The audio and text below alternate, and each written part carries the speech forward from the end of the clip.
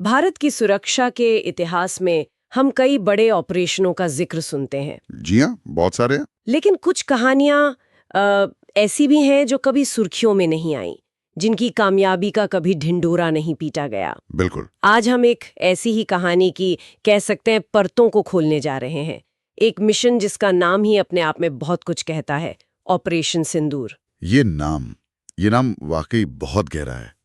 सिंदूर देखिए, भारतीय संस्कृति में सिर्फ एक रंग तो है नहीं। सही बात है। ये रक्षा का, सम्मान का और अखंडता का प्रतीक है। और जब इसे किसी गुप्त ऑपरेशन का कोड नेम बनाया जाता है, तो ये साफ इशारा करता है कि मिशन का मकसद सिर्फ दुश्मन को खत्म करना नहीं था, बल्कि किसी बहुत कीमती चीज की हिफाजत करना था। बिल्कुल। और यही बात इस ऑपरेशन को सबसे अलग बनाती है। हमारे पास जो भी जानकारी है वो यही बताती है कि ये कोई पारंपरिक सैन्य हमला नहीं था। नहीं, बिल्कुल नहीं। कोई टैंक नहीं, कोई हवाई जहाज नहीं, कोई शोर शराबा नहीं। ये पूरी तरह से एक खामोश, मतलब खुफिया जानकारी पर आधारित ऑपरेशन था। एक साइलेंट शील्ड जिसे कहते हैं, एक खामोश ढाल। और यही आज की सबसे बड़ी पहेली है ना? एक ऐसा खतरा जिसे बेअसर कर दिया गया, लेकिन कैसे किया गया, उसकी भनक तक किसी को नहीं लगी। हाँ, ये आधुनिक युद्ध नीति का एक बेहतरीन नमूना है, जहां जीत का मतलब धमाका करना नहीं, बल्कि खामोशी से अपने लक्ष्य को हासिल करना होता है। तो आज हमारी कोशिश यही रहेगी कि इस खामोशी के पीछे की रणनीति को समझें। ये सब हुआ कैसे, वो कौन लोग थे, और इस ऑपरेशन ने राष्ट्रीय सुरक्षा की किताब में ऐसा कौन सा नया अध्याय लिखा जिसके बारे में जानना आज भी जरूरी है। तो चलिए इस कहानी की शुरुआत वहीं से करते हैं जहां से किसी भी ऑपरेशन की होती है, उसके मकसद से। आखिर ऐसा क्या हो रहा था कि इतना बड़ा और इतना गुप्त ऑपरेशन लॉन्च करना पड़ा? देखिए, इसका मकसद अगर एक लाइन में कहें तो बहुत साफ था। क्या था? राष्ट्रीय सुरक्षा के लिए पैदा हो चुके गंभीर खतरों को चुपचाप और पूरी तरह से बेअसर करना। यहां हर शब्द पर ध्यान देना जरूरी है। गंभीर, चुपचाप और पूरी तरह से। ये बात सिर्फ किसी छोटे मोटे गिरोह को पकड़ने की नहीं थी। ये एक ऐसे नेटवर्क को तोड़ने की थी जो देश के लिए एक बड़ा सिरदर्द बन चुका था। और हमारे सूत्र बताते हैं कि इसके निशाने पर कुछ बहुत ही खास चीजें थीं। पहला तो था सीमा पार से या देश के अंदर ही चल रहे हाई रिस्क थ्रेट्स को टारगेट करना। बिल्कुल। मतलब आतंकी मॉड्यूल, उनके स्लीपर सेल और यहाँ तक कि उनकी पूरी सप्लाई चेन। हाँ, जहां से उन्हें पैसा, हथियार और जानकारी मिलती थी, उस पूरी नब्ज को ही काट देना। लेकिन ये तो शायद स्टैंडर्ड होता है ना? हाँ, ये तो किसी भी काउंटर टेररिज्म ऑपरेशन का एक स्टैंडर्ड हिस्सा होता है। लेकिन इस मिशन में दो ऐसी शर्तें थीं जिन्होंने इसे लगभग नामुमकिन बना दिया था। अच्छा, और वो क्या थी? मुझे लगता है मैं अंदाजा लगा सकती हूँ। एक तो ये कि किसी भी आम नागरिक को खरोच तक नहीं आनी चाहिए। Zero civilian damage. हाँ, ये अपने आप में एक बहुत बड़ी चुनौती है। बिल्कुल सही। जब आप किसी घनी आबादी वाले इलाके में या किसी जटिल नेटवर्क के खिलाफ काम कर रहे हों, तो ये सुनिश्चित करना कि कोई बेगुनाह हताहत ना हो, बहुत मुश्किल होता है। लेकिन इस ऑपरेशन की ये पहली और सबसे बड़ी शर्त थी। और दूसरी शर्त? दूसरी शायद कूटनीतिक थी कि ये सारा काम बिना किसी अंतर्राष्ट्रीय बवाल के होना चाहिए। एकदम। कोई मीडिया टेंशन नहीं, कोई विदेशी सरकार का दबाव नहीं। जो भी करना है अपने दम पर खामोशी से करो। और ये दूसरी शर्त आज के जमाने में बहुत मायने रखती है। आज आप एक छोटा सा भी कदम उठाते हैं तो दुनिया भर की नजरें आप पर होती हैं। हाँ, तुरंत सवाल उठने लगते हैं। दूसरे देश सवाल उठाते हैं, मानवाधिकार संगठन रिपोर्ट जारी करते हैं, और पूरा मामला सैन्य कार्रवाई से ज्यादा एक डिप्लोमेटिक सरदर्द बन जाता है। इस सब से बचकर निकलना ये दिखाता है कि योजना सिर्फ जमीन पर नहीं, बल्कि वैश्विक मंच को ध्यान में रखकर बनाई गई थी। तो ये तो साफ है कि मकसद बहुत बड़ा और बहुत मुश्किल था। अब आते हैं उस सवाल पर जो मुझे सबसे ज्यादा उत्सुक कर रहा है। ऐसा फूल प्रूफ प्लान बनता कैसे है? कौन कौन सी ईंटें लगती हैं ऐसी दीवार बनाने में जिसे कोई भेद न सके? चलिए इसे परत दर परत समझते हैं।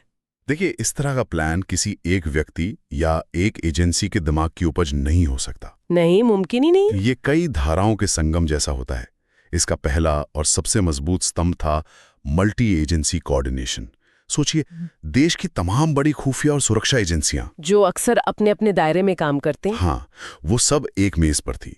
जानकारी का हर छोटा बड़ा टुकड़ा एक जगह इकट्ठा हो रहा था और रियल टाइम में शेयर किया जा रहा था। कोई ईगो नहीं, कोई देरी नहीं, सिर्फ मिशन। और ये जानकारी ये आ कहां से रही थी? क्योंकि बिना सटीक जानकारी के तो सबसे अच्छा प्लान भी फेल हो सकता है। यहीं पर प्लान का दूसरा स्तंभ आता है, इंटेलिजेंस का महासंगम। ये सिर्फ एक तरह की जासूसी नहीं थी, इसमें जमीनी निगरानी यानी ग्राउंड सर्वेलेंस थी, जहां हमारे लोग जमीन पर मौजूद थे, अपनी आंखों से सब देख रहे थे। जिसे हम ह्यूमन इंटेलिजेंस या ह्यूमेंट भी कहते हैं। बिल्कुल। फिर था सिग्नल इंटेलिजेंस यानी साइगेंट। मतलब दुश्मन की बातचीत को सुनना। हाँ, दुश्मन के फोन कॉल्स, वॉकी टॉकी या किसी भी तरह के इलेक्ट्रॉनिक सिग्नल को पकड़ना और उसे डिकोड करना। मतलब आप सुन सकते हैं कि दुश्मन क्या बात कर रहा है, क्या प्लान बना रहा है। वाह। और इन दोनों के साथ मिलकर काम कर रही थी रियल टाइम ट्रैकिंग, यानी एक बार टारगेट लॉक हो गया तो वो कहाँ जा रहा है, किससे मिल रहा है, उसकी हर हरकत पर 24 घंटे नजर। बिल्कुल। तो मतलब आंखें भी थीं, कान भी थे और हर पल की खबर भी। लेकिन हमारे सूत्रों में दो और दिलचस्प बातों का जिक्र है जिन्होंने इस प्लान को अभेद्य बना दिया। एक नो मीडिया लीक पॉलिसी और दूसरा सर्जिकल प्रिसिशन का नजरिया। अब नो मीडिया लीक तो समझ आता है कि राज को राज रखना है, लेकिन मुझे लगता है इसका मतलब सिर्फ इतना ही नहीं था। आप बिल्कुल सही जगह सोच रही हैं। नो मीडिया लीक का मकसद सिर्फ गोपनीयता नहीं था, ये मनोवैज्ञानिक युद्ध का एक बहुत बड़ा हथियार था। कैसे? सोचिए, दुश्मन को यह पता ही नहीं है कि आप उसके बारे में सब कुछ जानते हैं। उसे कोई खबर नहीं मिलती, कोई अफवाह नहीं उड़ती, वो अपनी ही दुनिया में मग्न रहता है। और यही चीज उसे सबसे ज्यादा कमजोर बनाती है। हाँ, जानकारी का ये अंधेरा अपने आप में एक हथियार है। और सर्जिकल प्रिसिशन, इसका क्या मतलब था? सर्जिकल प्रिसिशन का मतलब है सिर्फ और सिर्फ ट्यूमर को निकालना, शरीर को कोई नुकसान पहुंचाए बिना। अच्छा। यानी सिर्फ टारगेट पर हमला करना, कोई आसपास का नुकसान नहीं, कोई कोलैटरल डैमेज नहीं। ये सीधे सीधे जीरो सिविलियन डैमेज वाले लक्ष्य से जुड़ा था। सही। सटीकता ये सुनिश्चित करती है कि मिशन अपने रास्ते से ना भटके। ये सिर्फ ऑपरेशन की कामयाबी के लिए जरूरी नहीं था, बल्कि ये दुनिया को ये भी बताता है कि आप एक जिम्मेदार ताकत हैं जो अंधाधुंध हिंसा नहीं करती। तो गोपनीयता और सटीकता ये सिर्फ तकनीकी शब्द नहीं थे, ये इस ऑपरेशन की आत्मा थे। यहां बात वाकई दिलचस्प हो जाती है। योजना कागज पर शानदार थी, लेकिन असली परीक्षा? असली परीक्षा तो तब होती है जब आप उसे जमीन पर उतारते हैं। हाँ, इसे अंजाम कैसे दिया गया? वो क्या तरीके थे जिनसे इस ऑपरेशन को इतना क्लीन और साइलेंट बनाया गया? कार्यान्वयन का चरण ही वो कसौटी है, और इसे अंजाम देने का तरीका भी उतना ही अनोखा था। सबसे पहली बात, इसमें कोई बड़ी सेना या हजारों जवान शामिल नहीं थे। अच्छा। इसके बजाय बहुत छोटी लेकिन बेहद उच्च कौशल वाली यूनिट्स को चुना गया। ये वो लोग थे जो अपने काम में माहिर थे, जिन्हें सालों तक ऐसी ही परिस्थितियों के लिए ट्रेन किया गया था। हाँ, हम इन्हें घोस्ट ऑपरेटिव्स भी कह सकते हैं। इन्हें हम किसी बड़ी बटालियन की बात नहीं कर रहे हैं, बल्कि कुछ ऐसे लोगों की बात कर रहे हैं जो परछाई की तरह काम कर सकते थे। बिल्कुल। और उनका सबसे बड़ा हथियार था रात का अंधेरा। ज्यादातर कार्रवाई रात में हुई।